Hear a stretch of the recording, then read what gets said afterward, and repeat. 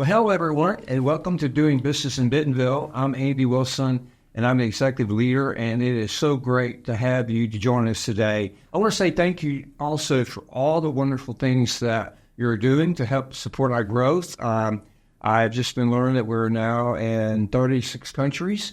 Thank you for that. We appreciate that. People are listening and watching us around the world, and we want to keep growing. We want to check all those countries off, Hey, I got a great guest today. Let me introduce you. Let's just get straight into it. Chris Sheldon, welcome.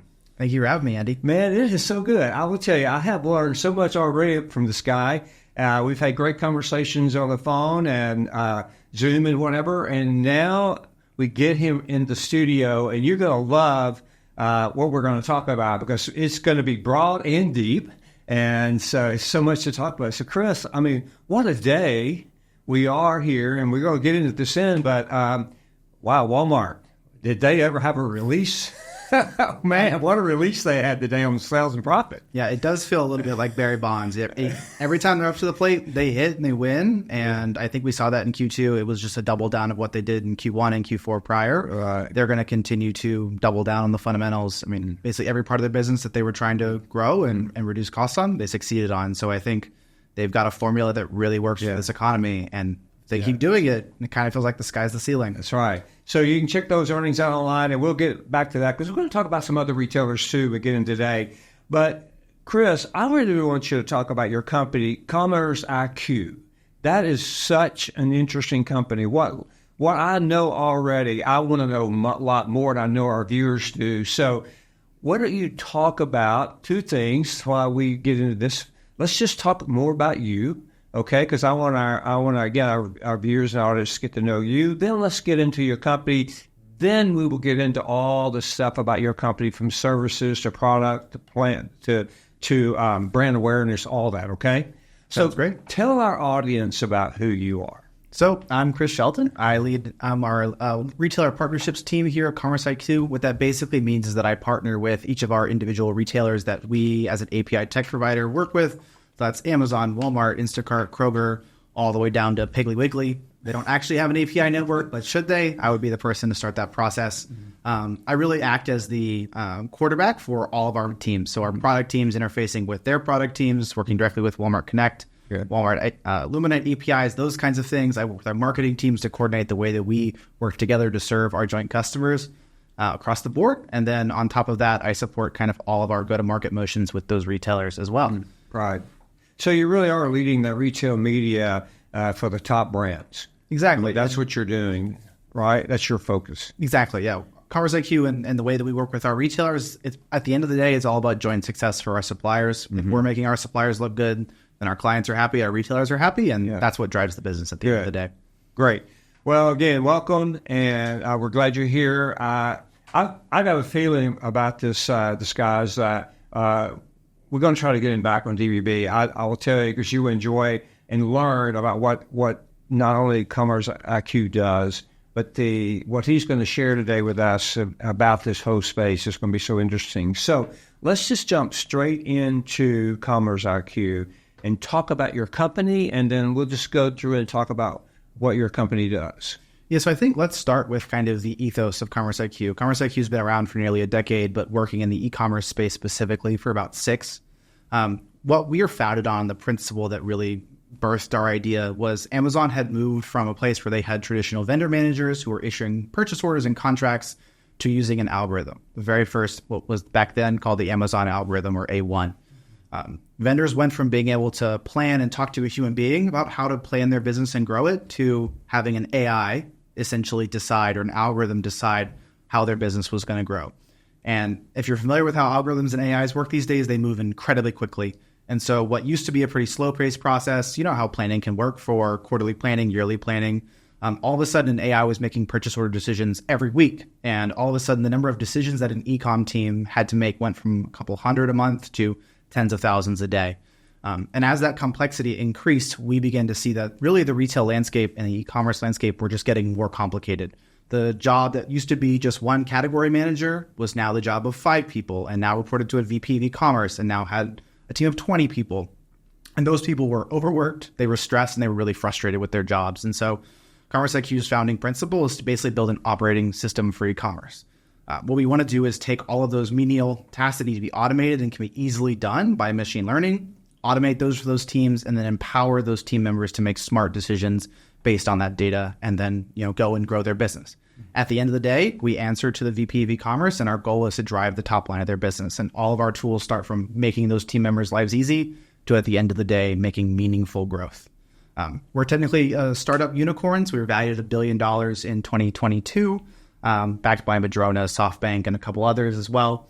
We work with 900 retailers and probably a little more than 200 brands today across the globe. And really, at the end of the day, we're not just an ad tech company. We're really view ourselves as someone who's going to be around here the same way that you view some of the companies who are integral to the Walmart space and integral to how you just do business here. The same way that the tools that power a line review aren't going anywhere anytime soon. That's what we're trying to build for the entirety of e-commerce across the board. Wonderful. It's exciting. Let's take 3 retailers and let's talk about those. Let's take Walmart, let's take Amazon, Kroger. You mentioned those. So talk about each one of those and how you work with those companies and share that with our group. Yeah, so really at the end of the day, CommerceIQ's bread and butter is accessing retailer APIs, which you're unfamiliar with the tech space. An API is just an endpoint that has some set of data available for us to access. So you may log on to Luminate today and download a report in the same way an API can call that data and pull it back.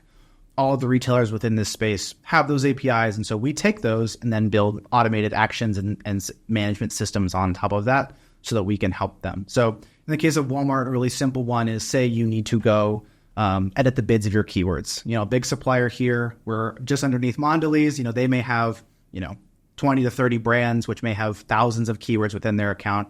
In order to make sure those are optimized, you need to make 10 to 20,000 actions a day. If I were to go task everyone in this building right now with doing that manually, they may be here in another year finishing doing all of those tasks. And so what we do is we build smart automation systems to smartly, based on your goals, adjust those bids to drive your results. In the same way, when we work with Amazon, we have access to a little bit more data.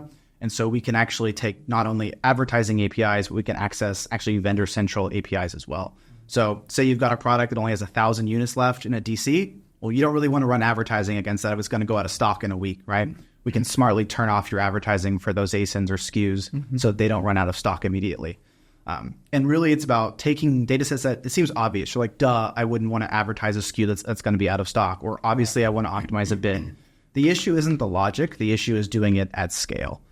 Take any single one of these retailers, and maybe that's a manageable task. But when you're talking about an omni-commerce organization that each of the big suppliers here have, you're talking about teams of 20, 30, 40, 50 people who are managing, millions of SKUs at the end of the day. And that kind of scale is just impossible to deal with at a human level. And so what we're trying to build in this space is to make those humans do more, do it better, and do it faster than what they were doing the day before.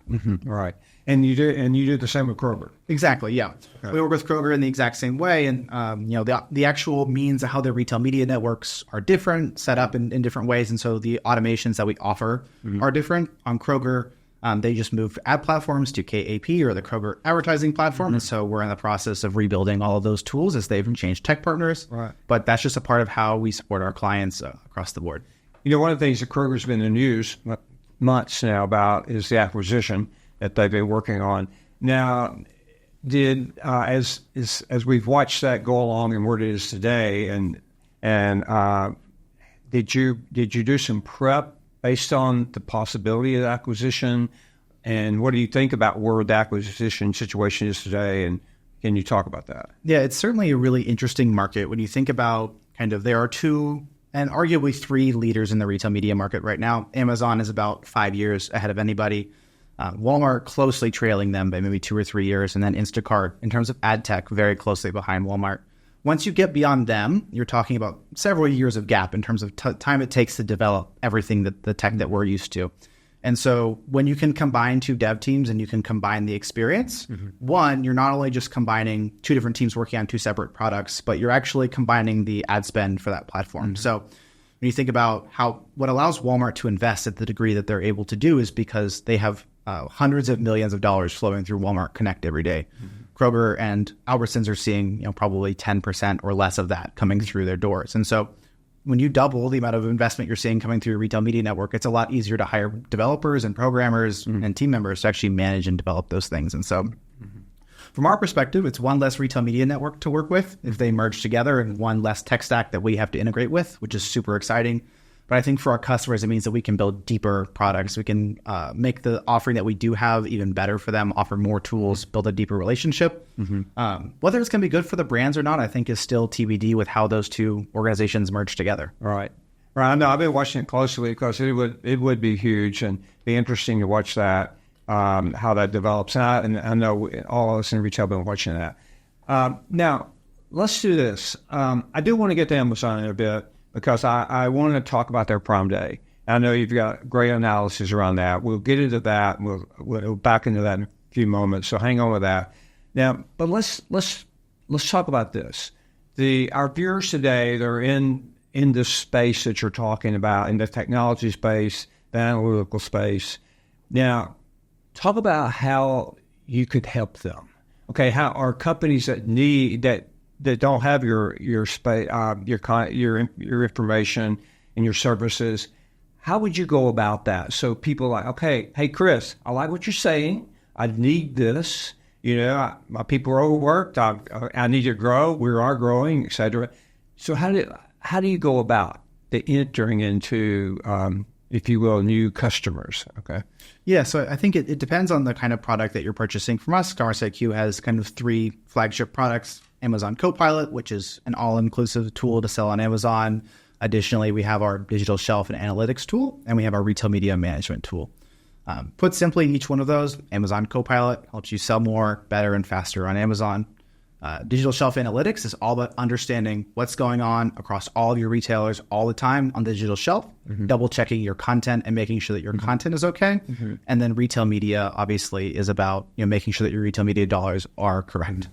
Most of our deals that we do with suppliers here in the Bentonville area are all 3 of those products together. But if you're sitting on a content team and are having trouble making sure that your content is matching your PIM, I know I probably just triggered some folks right now with dealing with content mismatch. That's something that we can help with as well. And if you're on the retail media team for those teams, we're more than happy to. We work with both agencies and brands. So if you've got a media team in-house, we're more than happy to enable them, bring them up to speed. But if you've got an agency partner of record that you want to integrate with as well, that's certainly an offering that we can do. We also work with certain ProServe customers. So if you need to have PIM set up for you, those kinds of things, we are able to do that as well, should that be an issue. So good, great. And now we're gonna add some stuff to our website so to make it easier for you to contact Chris and others inside the organization to get much more detail about their services and brands, products, et cetera, et cetera. Now, let's talk Prime for a moment. Okay, I mean, Amazon recently had their Prime Day. And talk about when this was over, what your company did, how you assessed this, looked at it, what were the winners, what were the losers, and just walk us through that, because I think it's very interesting reading. I know what I read it today and before we met, and because you sent it to me, but I really did learn a lot. Yeah. So take that apart for us. Yeah, I think Prime Day at its core is really changed the dynamic. So it's no longer in its own void of Prime Day anymore. I mean, we saw that Target Circle Week ran in the exact same week. Walmart ran deal days the entire week leading up to Prime Day and during. So a lot of the stuff that I'll share today is Prime Day specific, because we have access to a vast amount of data specific to our Amazon suppliers who work there and have access to essentially over 200 plus Amazon Vendor Central accounts, and as well as their data, so we can amalgamate all of that. I think the thing that sticks out the most to me was that ROAS across all categories was down and ad spend was up. So return on ad spend, essentially every dollar that you put into the Amazon advertising ecosystem, how many dollars are coming back out in terms of actual dollar sales. That was down around 12% this year across the amalgamated all of our categories, and ad spend was up 6%. So what that's telling me is that advertisers on Amazon are leaning in, saying this is a competitive period, I have to win this. And what that's leading to is, without increased traffic, the actual units that you're moving are going down. And so Prime Day is already a very expensive expenditure for any brand that's going on. You're not only just paying to run the deal, so you're already talking about markdowns. Amazon's really pushing for between 30 to 60% markdowns, which at retail margins can be the entirety of your profit margin for a SKU. Now, on top of that, you're paying for the right to serve a Prime Day deal, right? It's not free to mark down your product. You have to pay for that markdown. And then 3, with the way they transition their ecosystem, if the deal isn't one of the lucky 12 selected of the entirety of Amazon, you now have to pay to show your customers those deals online. And what that's leading to is those repressed overall return on ad spend numbers. And so I think the suppliers that we're talking to, they're still seeing incredible growth. Some of our hardlines clients are doing, 20, 30% of their total global sales in a year in just that 1 week period. So they're seeing incredible sales, but in terms of the actual performance year over year, it's not been the same kind of growth engine that they're hoping for in terms of the overall investment. What does that tell you? When you step back and look at that, what's your observations about that? Is it from a standpoint beyond the analytics to it? Is there a trend going on in the country? What's happening? I think you're totally right. And I think, we're going to talk about Walmart earnings later, but I think this is a great time to talk about shoppers they're deal fatigued right now. I mean, think about how many we're about to head into, it's now called Cyber 11, right? We're heading into, that used to be just 1 day. Now it's 11 days. Yeah. Prime Day is the second Prime Day that happens. It used to just be 1 day. We're in an environment now where customers are already kind of scraping the barrel, trying to make their dollars last as long as they can. And so what Prime Day kind of used to be was this like joyous holiday to go pick up, a nice new TV, a pair of headphones, this kind of fun thing. It's now one savings holiday amongst 60 others in only 365 days of the year. So you're talking about a deal day, 1 in every 5 days of the year, it somewhat feels like. And so I think consumers are just getting tired of all of the different deal days. They can't keep up. It's a pain in the butt to find out where the best deals are. You no longer can just log on to Amazon and go, I know all of the best deals are here. Sometimes they're at Target, sometimes they're at Kroger, sometimes they're at Walmart. That's a lot more work for the customer versus kind of the joy of logging on to Amazon and saying, oh, wow, that speaker is 50% off. I know that's the best deal, right? Because the retail partners around are making those dealers match those deals elsewhere. And so I think consumers are just fatigued at this point. I think you make a great observation, because I know when personally in Prime Day, when it hit, I normally am much deeper in looking. I did not do that this time. To your point, I think it's fatigue. I really do. I think a lot of us are there, and so as a media company, if you will, what do you do about that? How do you talk to Amazon or a customer when your customers say, okay, people are getting fatigued? Yeah. So I think, what's the next step? So I think it's kind of on two sides of the equation. So one is, as people get more fatigued with a certain deal period or window, the other periods of the year become even more important. So as you're heading up into Prime Day, that can be a really tough period to win. Advertising dollars swell during those windows, and it can be really expensive to win. And so all of a sudden, that makes kind of the lull of what usually is Q2 an incredibly important sales window when it previously wasn't, because you can't rely on recovering all of Q2 sales based on a good Prime Day anymore. So I think part of it is just reallocating dollars. And we've seen this for a long time, advertisers pulling spend from the Christmas period and moving it to different quarters where it's cheaper and easier. I mean, in Christmas, it can easily be like the CPMs can be double what they are. Same thing we're starting to see with Prime Day. Those CPMs can be 50, 60, 70% higher than what you'd pay literally the day before to serve ads. And so from just a raw media serving perspective, it means that you've got to be really focused on what kind of days and weeks you're serving. But secondarily, it means that you've got to be way more optimized with your media. If you're setting aggressive bids that are far too high and you're getting rinsed during Prime Day, I mean, we have brands that spend almost 50% of their advertising budget in 2 different weeks. So the 2 Prime Days of the year, right? If those 2 days are bad and you don't have access to the right data, you don't make the right decisions, and say you're off by 10, 20%, that difference in performance can ruin an entire year's P&L, right? And so I think advertisers are realizing that. We have some great clients in hardlines who will spend all day locked in a room for 2 days straight, staring at CommerceIQ, making decisions on what inventory they're shipping, what SKUs or ASINs they're advertising, and really treating it kind of like the Super Bowl for those brands. And so I think you're just seeing an increased focus on, if we are going to make the investment, you've got to be all the way in. No longer is the days of, we'll run one Prime Day deal, we'll kind of see how it goes. You're either all the way in or you're kind of watching from the sidelines, what we're seeing a lot of brands do. Now, do you see that across all markets or all retailers? Are you seeing that? So we'll talk about Walmart in a moment, but other retailers are on the fatigue side. Yeah, I think you're seeing it as well. You've seen Target in the news, and both Kroger as well announced, I think it was almost 1,500 SKUs that they cut prices on, just to go back kind of being in Bentonville, going back to kind of EDLP, or at least some version of that. And so I think you're beginning to see that start to kick in, where they're realizing that price is going to be an incredibly important part. But I think at least for like Target Circle Week and Walmart Deal Days, those events are so new to those customers that I don't think the kind of fatigue is set in. Walmart does a pretty incredible job of keeping those deals live for long periods of time. They're not as aggressive as Amazon deals often are, so they're not like the 60-70% discount range, but they're good deals on already, very well-priced items. And Target the same way. They're discounting items that are kind of last minute spur purchase, and they're not competing directly, right? You're not seeing Target really try and win in like the ETS space or the electronic space specifically. You're seeing them focus on some of their kind of side items in the alleys. So I think that's beginning to help them, not having the exact same inventory. It's one of the few advantages that you can really see. I think CPGs in the food space are also benefiting from that, because Amazon Fresh is a much smaller business overall compared to Walmart's grocery. Even Target's grocery business is significantly larger than that.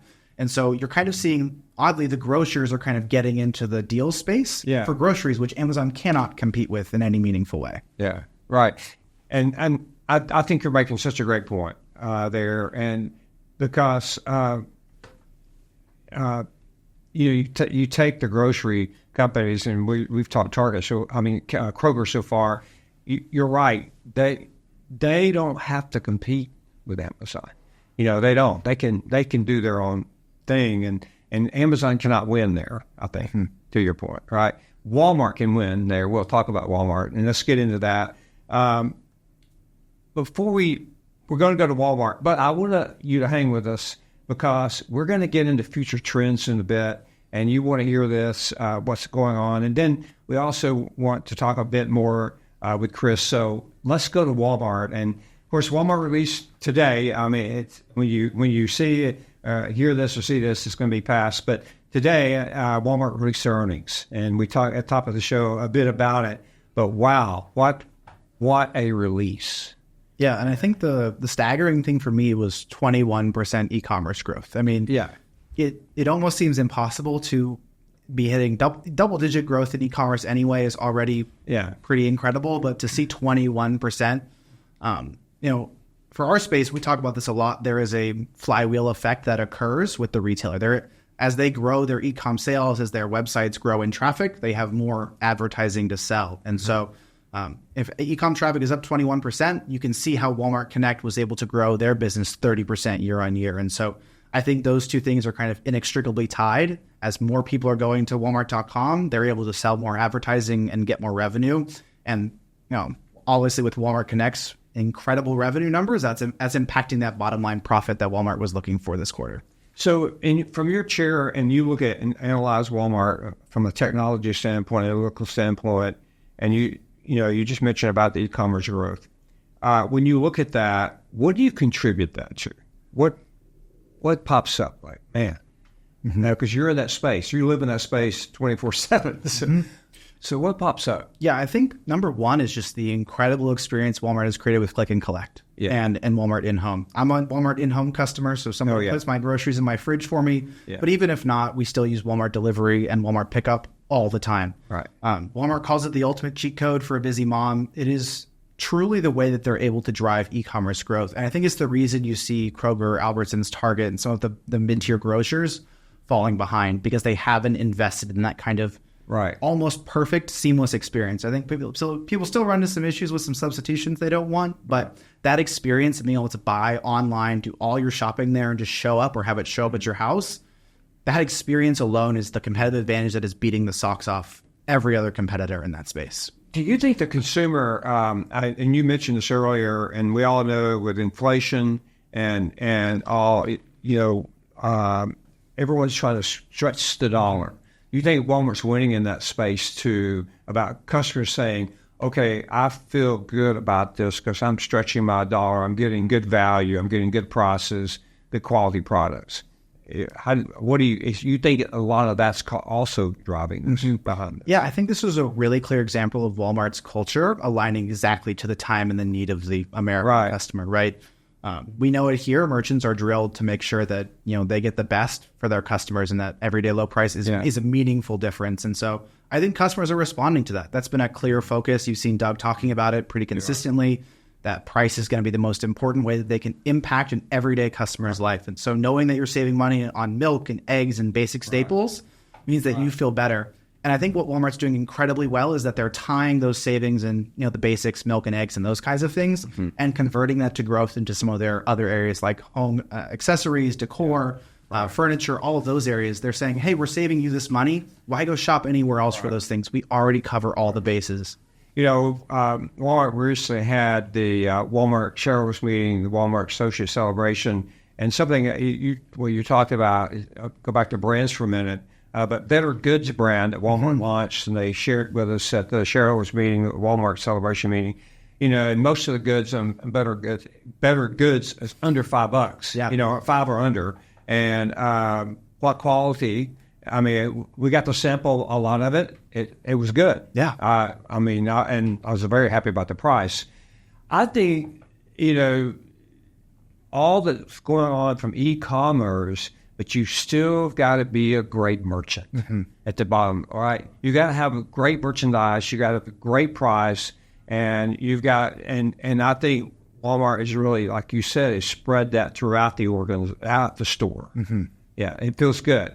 And customers, shoppers, they're looking for that. They have to have that today in the inflationary period. Thank goodness inflation apparently is coming down a bit, but it's still high. It's still expensive. And so anything else about Walmart? And the other thing too that I read, and I know you read, that Walmart really added more third-party sellers to the marketplace. So any thoughts about that? Yeah, I think I'll give a quick shout out. I think Michael Lieber was on this podcast. He was, yeah. I think that guy is doing an incredible job empowering suppliers to kind of figure out the Walmart process. I think there were a lot of third-party suppliers in the U.S. and in China who were trying to figure out, how do I get into this marketplace? The culture is different. The systems are different. I think companies like them are doing an incredible job of facilitating the process to get there. But I also just think people are like, as traffic grows to Walmart.com, that becomes a more viable marketplace. I caught myself buying a bunch of home and garden tools today that weren't in stock at the actual store, and I bought them in Marketplace. And I did not even realize that I had bought a non-Walmart branded product. And so I think as they've begun to kind of seamlessly integrate those brands in, more and more brands are realizing that they can win there and make meaningful market share gains across the board. Right. I think you're right. I think it's good. And if I was another retailer out there, I'd really be studying Walmart. I'd be studying how they're doing it. I'd be learning from it. From a standpoint of other retailers and potential new customers for you, how do you help them? What's your process? I mean, someone contacts you and they're not a client of yours. What's the process you go through? Yeah, so the first step we're always going to do with you guys, and anytime we're connecting with a potential prospect, is just to understand the need. What are the core issues that are happening across your organization? We've had a lot of time to spend with a lot of different organizations, especially within CPG. It's one of our specialties, but across hardlines and others, we have a lot of knowledge of what you probably are experiencing, but our sales and account teams are going to spend a lot of time understanding, frankly, just what are the key issues that you're running into? Is it content related issues? Is it retail media related issues? Is it a combination of all of those things? And what are the kind of core issues? And then from there, once you're onboarded, our customer success team is going to do an incredible job doing the basics of teaching you how to use our platform, uncovering all of the value opportunities and enabling you the entire way. And so those two things are kind of key. Anybody can sell you a tech tool, but if you don't get taught how to use it, if you don't get the deep enablement that's required, then you bought a Ferrari and didn't get a Ferrari driver to actually use it, right?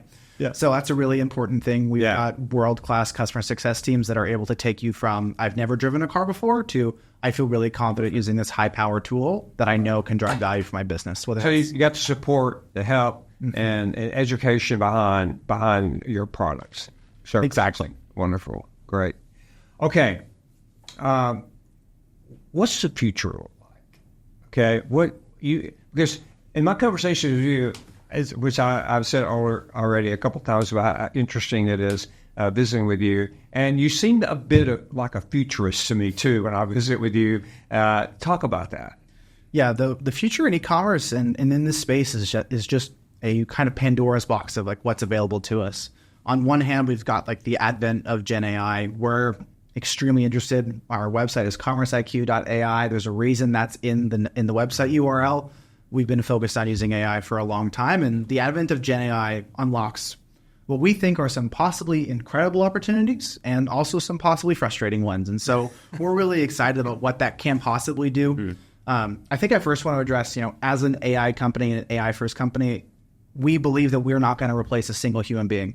If you work at a Walmart supplier, if you are on Amazon.com, there's not a single tool that we offer that's going to replace a member of your team. What we believe is that AI is going to augment you so that what you used to be able to do in 1 week, you can do in 1 day. Some of those tasks, some of those reporting things that you've been doing, the PowerPoint that takes you a week to put together, it's those kinds of tasks that we want to automate and make possible via AI so that you are doing the things that you love. I don't know a single analyst that I've ever worked with who's excited about putting together that PowerPoint for the executive meeting, right? That person doesn't exist. And so what we view generative AI as a main gateway to is enabling some of the things that no one wants to do to be done by something that can simply scan what you've done before, take a look at the reporting you're generating, and then generate it week on and week out and give you some canned insights so that you can grab. And so I think that's where we really view AI heading. Like, there are obviously much more powerful and incredible applications that are getting dreamed up. But in the reality, like the next 2 years, Gen AI, I think, is going to start to take away some of the, what does this data say, right? Like, here's a giant data set. What can you summarize this quickly for me? Can you show me a reporting deck that's based on things that I've done before? So that's going to be a really kind of powerful application. And we're already testing that with customers today, and they're loving it. I can't tell you how many people have told me they just don't want to create another PowerPoint. It's amazing to hit download and have it just be there in the exact format you always deliver. But I think the other side of AI that most people aren't talking about is that, most of the wrappers were using ChatGPT or Google's Llama, those kinds of things. Those currently don't cost most customers anything today, right? AI is very expensive. We saw in the news, OpenAI was burning, I think, $5 billion a year in losses. Right. Currently today, we have a lot of companies who are offering AI services with no revenue model, and they aren't being charged anything by these companies. And so as the market continues to develop, eventually there's going to start to become a cost for AI. And right now, AI is all value add for the customer, for the business, for everybody.